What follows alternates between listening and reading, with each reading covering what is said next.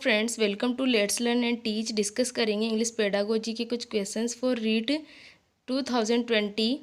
कल हमने आर्टेड 2013 के लेवल 1 के लैंग्वेज 1 और लैंग्वेज 2 के क्वेश्चंस कंप्लीट कर लिए थे। आज हम डिस्कस करेंगे आर्टेड 2013 के लेवल 2 के लैंग्वेज 1 के क्वेश्चंस। क्वेश्चन नंबर 1 है, in the bilingual method. Bilingual method में क्या होता है? ऑप्शन नंबर ए है, students are given complete freedom to use the mother tongue. Bilingual method में स्टूडेंट्स को कंप्लीटली फ्रीडम दी जाती है मदर टंग को यूज करने की। ऑप्शन नंबर बी है, the mother tongue is used by the teacher to explain the meaning of new words, phrases etcetera. Teacher mother tongue का यूज नए वर्ड्स और फ्रेज की मीनिंग को एक्सप्लेन करने के लिए करता है। ऑप्शन नंबर सी है, the teacher teaches the entire lesson in the students mother tongue.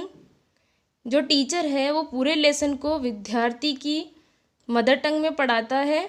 Option number D है, the teacher encourages students to use the mother tongue all the time. Teacher जो है विद्यार्थियों को पूरे समय मदर टंग को use करने के लिए प्रोत्साहित करता है। तो बिल्कुल गलत है, टीचर विद्यार्थी को या लर्नर को ऑल टाइम मदर टंग को यूज करने के लिए प्रोत्साहित नहीं करता है। ऑप्शन नंबर डी गलत हो जाएगा। ऑप्शन नंबर सी, टीचर पूरे पार्ट को मदर टंग में नहीं पढ़ाता है, ये भी गलत बात है।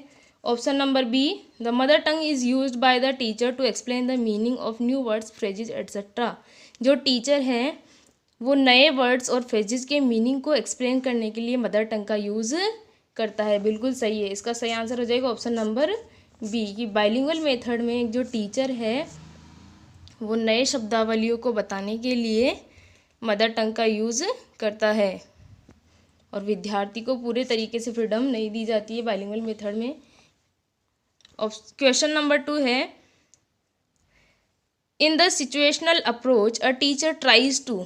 एक जो सिचुएशनल अप्रोच होती है उसमें टीचर जो है क्या कोशिश करता है?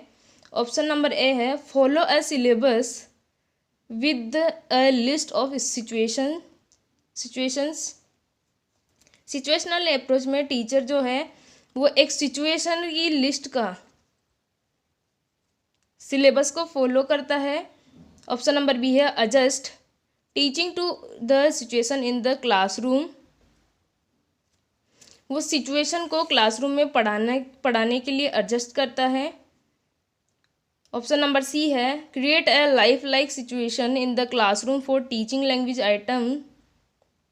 वो क्लासरूम में टीचिंग लैंग्वेज आइटम को पढ़ाने के लिए लाइफ लाइक सिचुएशन क्रिएट करता है। तो बिल्कुल सही है, एक सिचुएशनल अप्रोच जो होती है उसमें बच्चों को पढ़ाने के लिए लाइफ लाइक सिचुएशन क्रिएट करनी होती है। बच्चों को बताया जाता है रिलेट करके, रियल लाइफ सिचुएशन से रिलेट करके बच्चों को पढ़ाया जाता है। ऑप्शन नंबर डी है, show how the situation in the classroom is different from real life situation. या फिर सिचुएशनल अप्रोच में बच्चों को ये दिखाया जाता है कि क्लासरूम में जो सिचुएशन है वो रियल लाइफ सिचुएशन से किस तरह से भिन्न है। तो ऐसा नहीं है, ऑप्शन नंबर डी गलत है। इसका राइट आंसर हो जाएगा option number C, in the situational approach a teacher tries to create a life like situation in the classroom for teaching language item. Question number 3 है, the role of English in India is that of. English का India में क्या role है? The first language. English को first language के रूप में माना जाता है इंडिया में। ऑप्शन नंबर बी है, the mother tongue, mother tongue के रूप में माना जाता है। ऑप्शन नंबर सी है, a foreign language, foreign language है। Option number D, a second language, या फिर सेकंड लैंग्वेज है। तो हमारे इंडिया में इंग्लिश का जो रोल है वो एक सेकंड लैंग्वेज के रूप में है। ऑप्शन नंबर डी इसका सही आंसर हो जाएगा। मदर टंग नहीं है, मदर टंग होती है माँ के द्वारा बोली जाने वाली भाषा, ये जिसको हम एक प्रॉपर एरिया में बोलते हैं, वो मदर टंग है। इंग्लिश को ऑफिशियल एसोसिएट लैंग्वेज भी कहते हैं और ये सेकंड लैंग्वेज के रूप में इंडिया में यूज की जाती है। क्वेश्चन नंबर 4 है, which of the following pairs is usually described as receptive language. इनमें से कौन सा पेयर है जो रिसेप्टिव स्किल्स के रूप में डिस्क्राइब करता है? ऑप्शन नंबर ए है, लिसनिंग, स्पीकिंग। रिसेप्टिव मीन्स जिसको हम रिसीव करते हैं, reading writing, listening reading, speaking and writing. तो स्पीकिंग करके तो हम प्रोड्यूस करते हैं, वो तो प्रोडक्टिव स्किल है। तो रिसेप्टिव देखनी है हमें, जिससे हम कुछ रिसीव करते हैं। राइटिंग करके भी हम क्या करते हैं, प्रोड्यूस करते हैं। तो ये भी हमारा आंसर नहीं होगा। हम किससे रिसीव करते हैं,